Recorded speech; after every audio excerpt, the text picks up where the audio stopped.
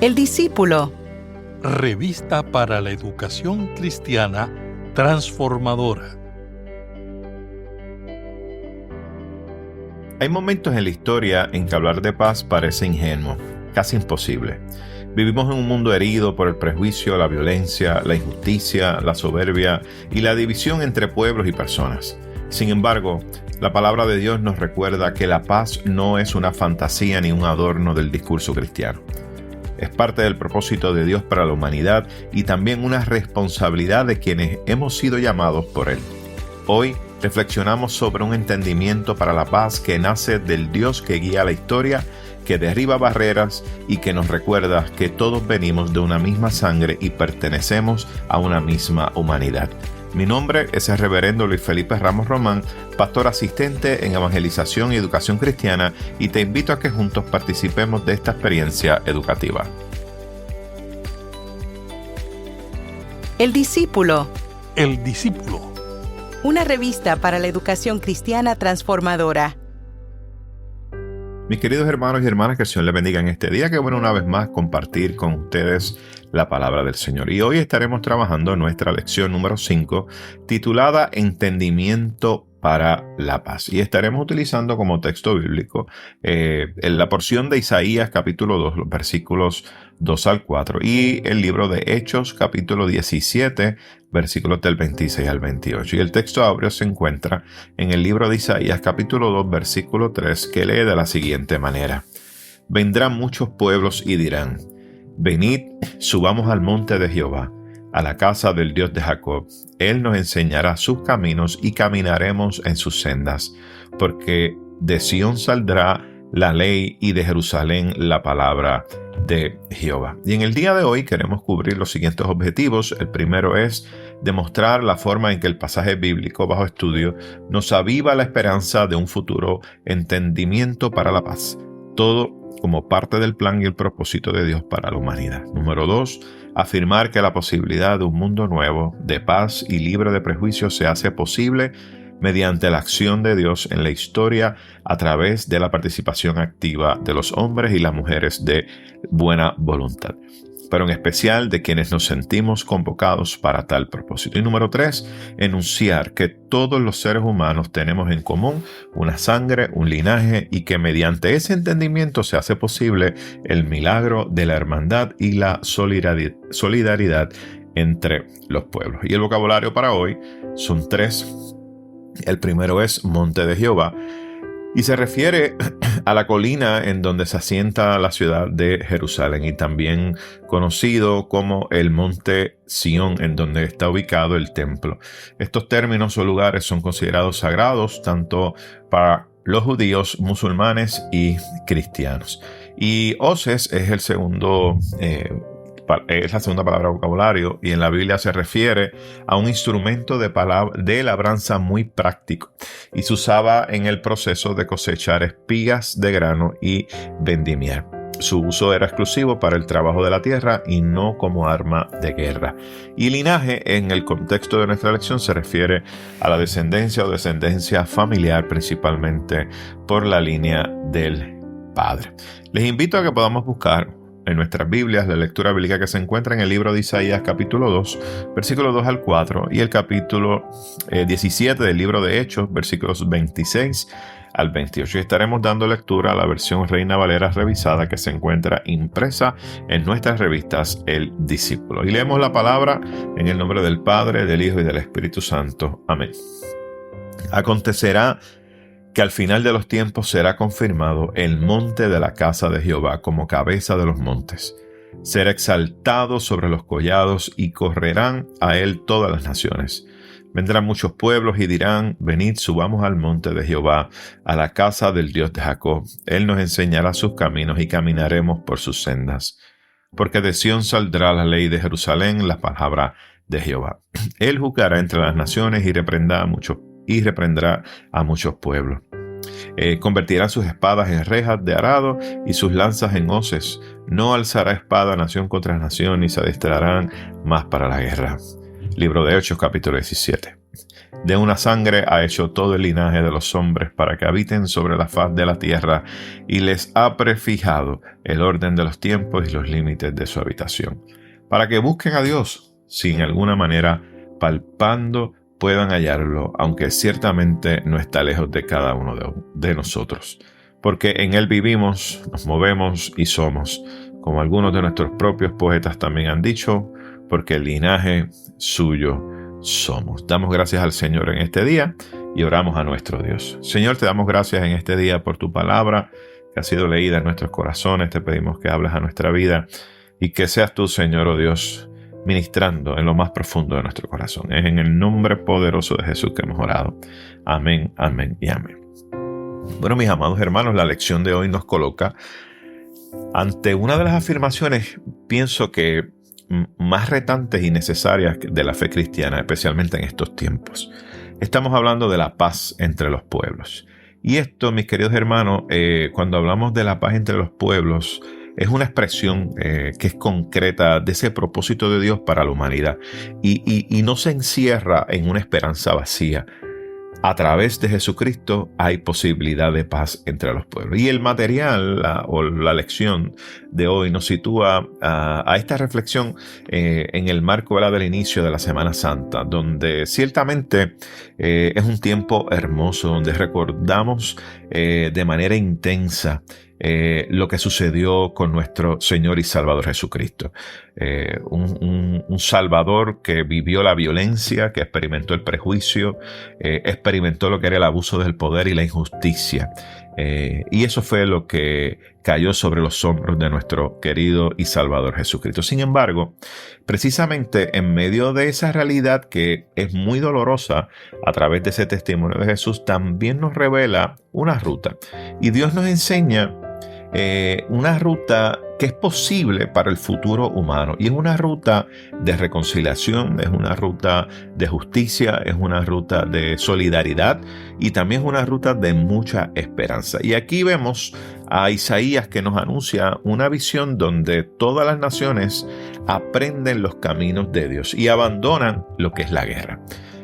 Y entonces en el libro de Hechos vemos a Pablo por su parte que proclama que toda la humanidad comparte un mismo origen y vive bajo la cercanía de Dios. Y de ese modo vemos en ambos textos que estos convergen en lo que es una verdad muy poderosa.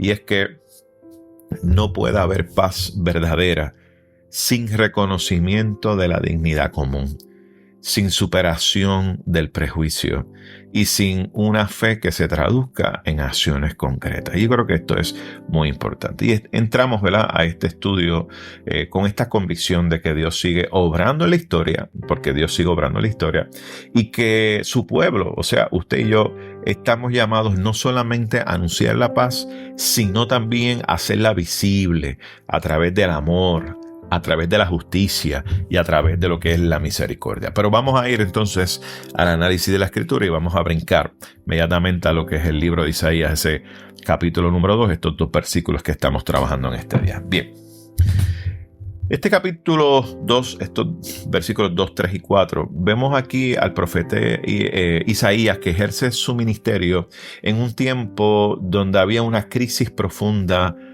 en el pueblo de Israel. No habla, fíjese, desde la comodidad.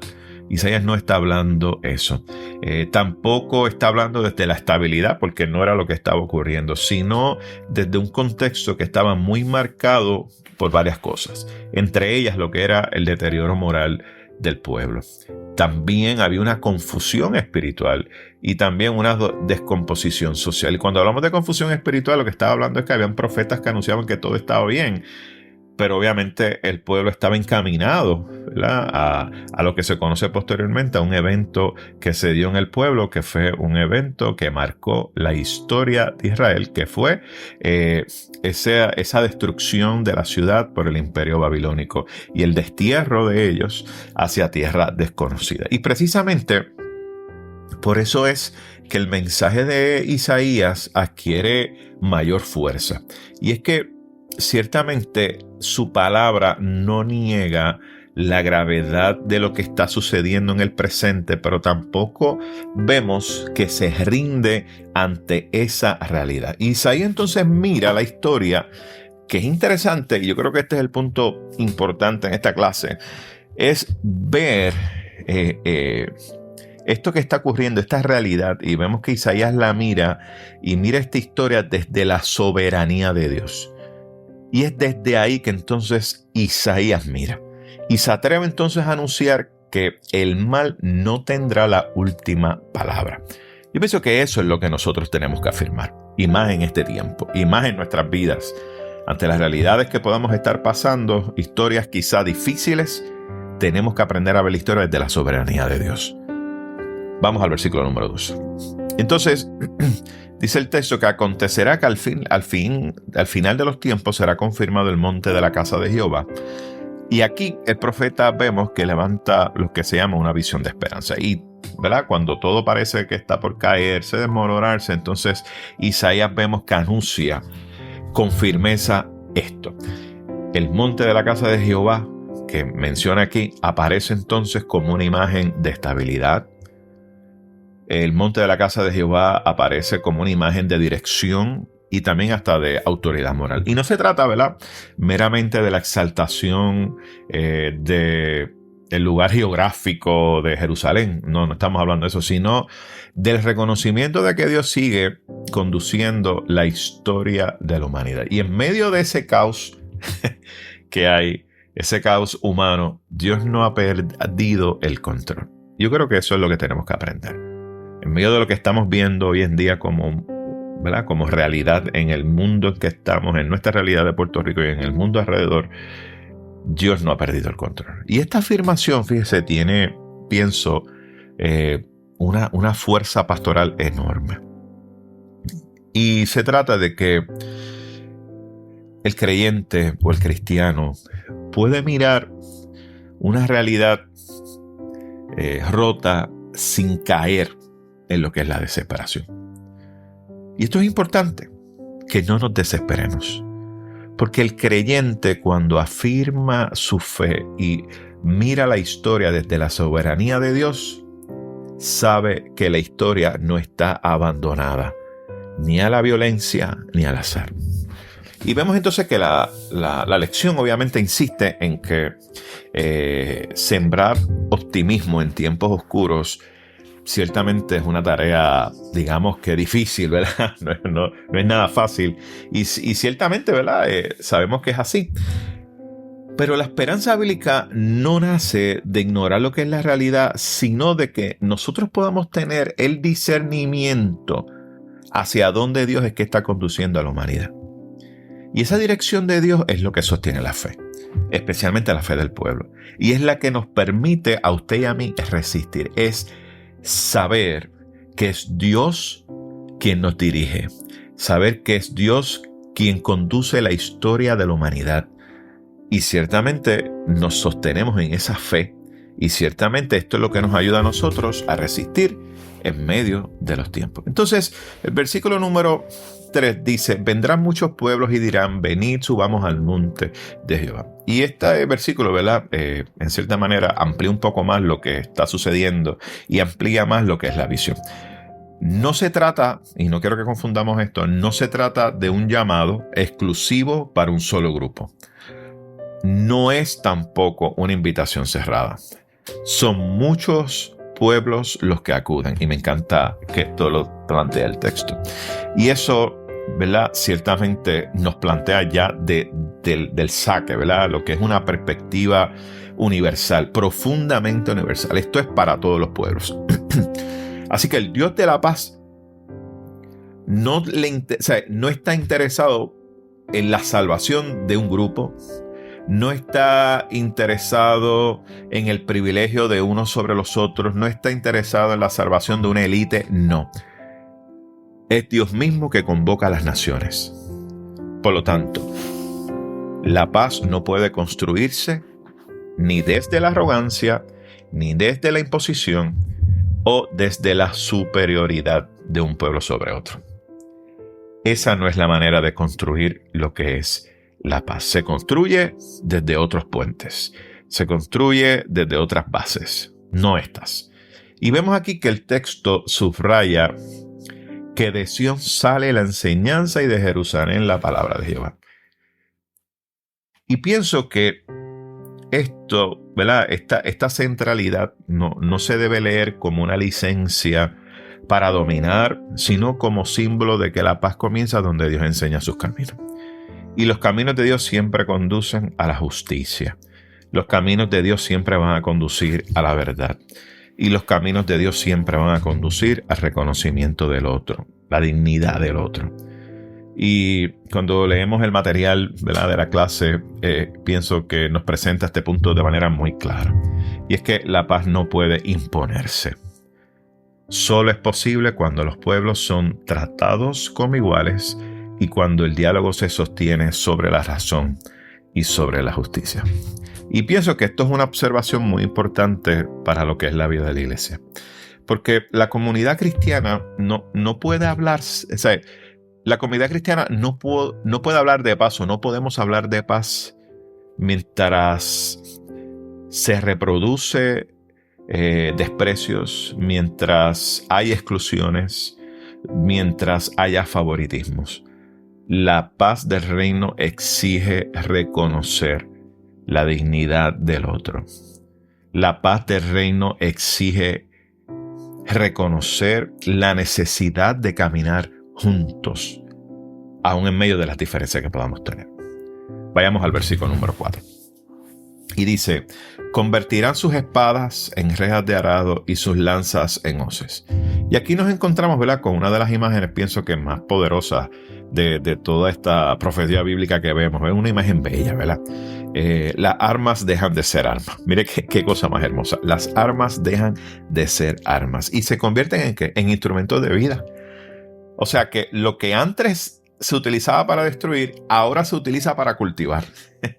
Lo que antes hería, lo que antes mataba, ahora alimenta, produce alimento. Y lo que antes representaba lo que es la muerte, ahora se transforma en una herramienta para sostener la vida. Ahora se transforma en una herramienta de vida misma. Y la imagen es profundamente, ciertamente, escatológica, pero no, ¿verdad?, por eso, ¿verdad?, deja de tener una exigencia en el presente.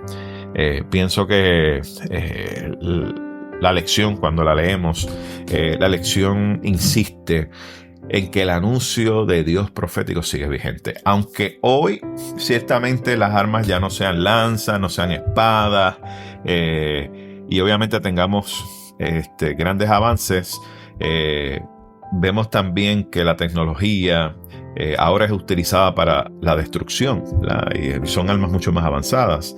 Sin embargo, la voluntad de Dios no ha cambiado. Él sigue llamando a la humanidad a abandonar lo que es la lógica de la guerra y abrazar lo que es la lógica de la vida. Y este versículo ciertamente nos recuerda que la paz no es meramente la ausencia del conflicto. No lo es. Se trata de una transformación de estructuras. Se trata de una redirección de propósitos. Se trata de lo que son cambios de prioridades, de reorganización de lo que es la sociedad en función de la vida y no en función del bien personal. Estamos hablando que la paz bíblica exige también que se desarme del corazón, pero que también desarme de los sistemas que fabrican sufrimiento. Y es interesante esto. Hay que desarmarnos de todo aquello que pueda causar dolor. Por eso es que el escritor de la lección vemos que relaciona esta imagen con la justicia y la misericordia. No hay paz donde no se confronte el mal. No hay paz donde no se atienda el dolor del prójimo. Pero vayamos al libro de Hechos. Ahora el discurso está en las manos de Pablo. Y Pablo está en Atenas. Y aquí el escenario cambia, porque el tema central, pero el tema central permanece. Isaías presenta lo que es la visión profética de una paz, ¿verdad? hacia la cual, ¿verdad?, los pueblos van caminando. Pero Pablo ofrece una base teológica. Pienso que es una base decisiva para esa paz. Y Pablo presenta que la humanidad comparte un mismo origen. Y no solamente eso, sino que vive sostenida por un mismo Dios. Versículo 26 dice, de una sangre ha hecho todo el linaje de los hombres. Y esta afirmación de entrada le da un golpe, mire, de frente a todo lo que es el prejuicio, a todo lo que es el racismo, a lo que es la soberbia nacional, todo lo que es la ideología de superioridad humana. Este versículo, de una sangre ha hecho todo el linaje de los hombres. Esto es, mira, un golpe duro a todo esto. Y Pablo aquí, fíjense, no está hablando en un auditorio judío, sino griego. No perdamos de perspectiva eso.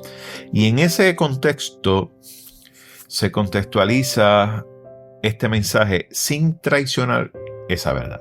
Y declara que no existen pueblos hechos, ¿verdad?, a la distancia de esa esencia de Dios.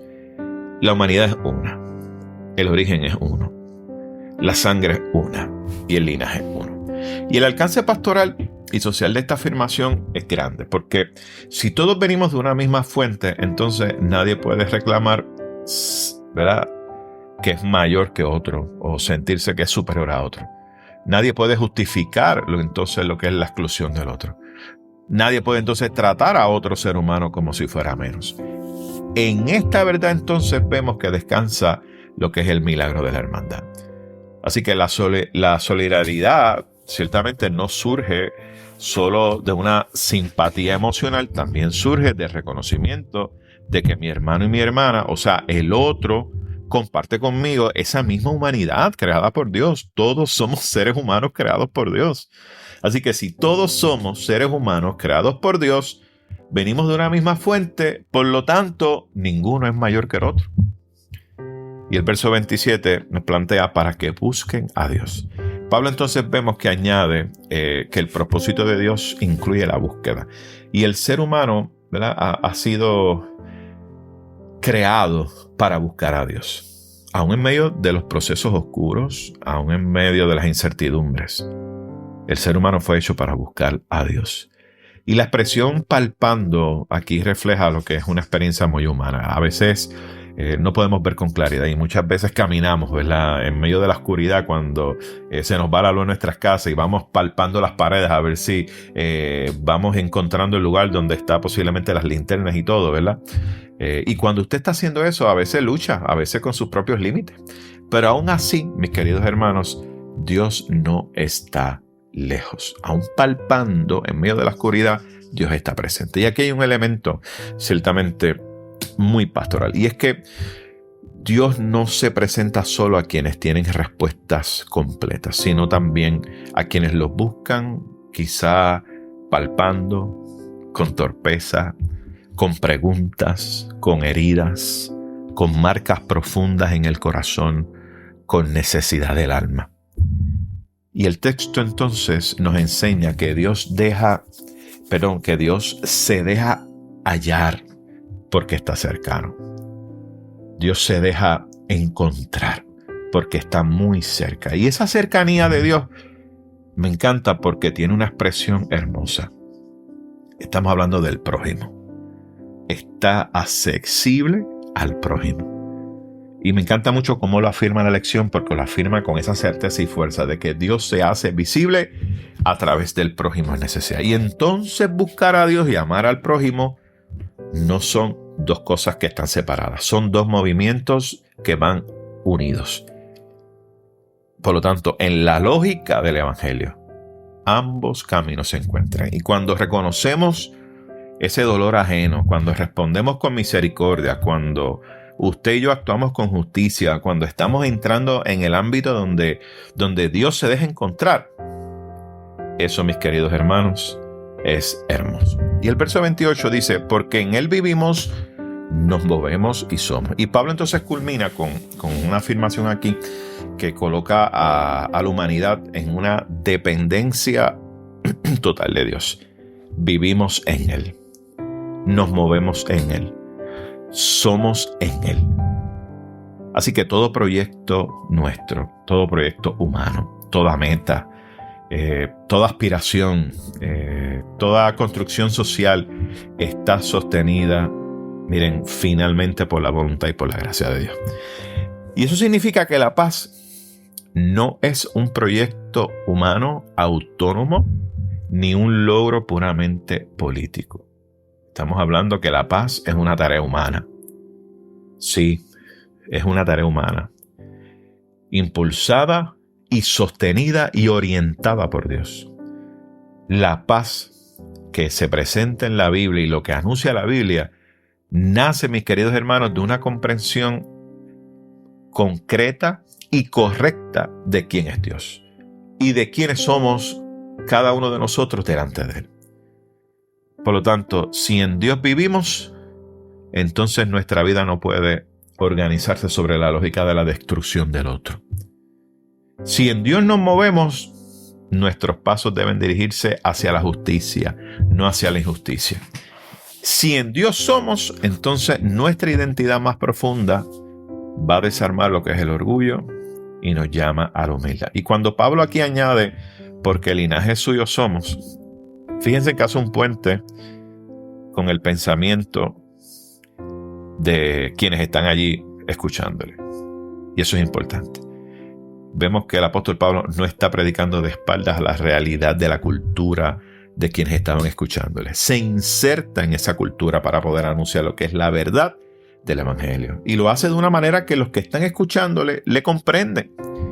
Y aquí hay una lección muy importante para la iglesia. Y es que la verdad o proclamar la verdad no significa ignorar lo que es el contexto, sino hablar desde ese contexto con sabiduría, con fidelidad, con discernimiento y de manera que otros puedan entender. Por lo tanto, mis queridos hermanos, la palabra de hoy nos confronta directamente con nuestra realidad. Seguimos ciertamente viviendo en un mundo que está sumamente marcado por lo que son las divisiones, el discrimen, los malos gobiernos, la violencia, resentimiento. Miren, tantas formas de desprecio y lo vemos cada día a través de la prensa y lo que vivimos cada día. Y ciertamente hemos avanzado mucho en lo que es la ciencia, lo que es la tecnología, hasta en las comunicaciones, pero no necesariamente en la manera de tratarnos los unos a nosotros. Qué cosa más interesante. Hemos avanzado en muchas cosas buenas, pero no necesariamente hemos avanzado en la manera de nosotros tratarnos y de comportarnos. Y esa tensión hace, ¿verdad?, que muchas personas se acostumbren a lo que es el pesimismo y entonces terminen pensando que la paz es algo que es imposible. Y no. Mis queridos hermanos, ahí es que la iglesia tiene una responsabilidad que no puede renunciar. Es anunciar que la paz es posible. Es posible tener la paz. Por lo tanto, esta lección de hoy nos invita a que miremos al prójimo como un lugar de encuentro con Dios, porque Dios no está lejos. Dios se deja encontrar aún en medio de la necesidad, en medio de la herida, en medio de la urgencia de la justicia. Dios se deja encontrar en el llamado a la bondad, en la oportunidad de servir sin favoritismo. Allí, mis amados hermanos, comienza el entendimiento para la paz. Allí comienza también la fidelidad de la iglesia. ¿Qué les parece si tenemos una palabra de oración? Señor Dios de la iglesia y de todos los seres humanos, ayúdanos en esta hora de incertidumbre y de violencia a ratificar nuestro compromiso con la verdad y con la justicia. Permite, Señor amado, que bajo la dirección de tu Espíritu podamos mantenernos firmes en el desempeño de nuestra misión y que a través de nuestros actos y siguiendo el ejemplo de tu amado Hijo podamos hacer que el mundo se dirija hacia un entendimiento en pro de la paz, la solidaridad y la hermandad en las comunidades en donde vivimos y servimos y entre todos los pueblos del mundo. En el nombre de Jesucristo oramos. Amén y amén. Mis queridos hermanos y hermanas, que el Señor les bendiga y esperamos estar con ustedes la próxima semana. Gracias por escuchar El Discípulo. Revista para la Educación Cristiana Transformadora.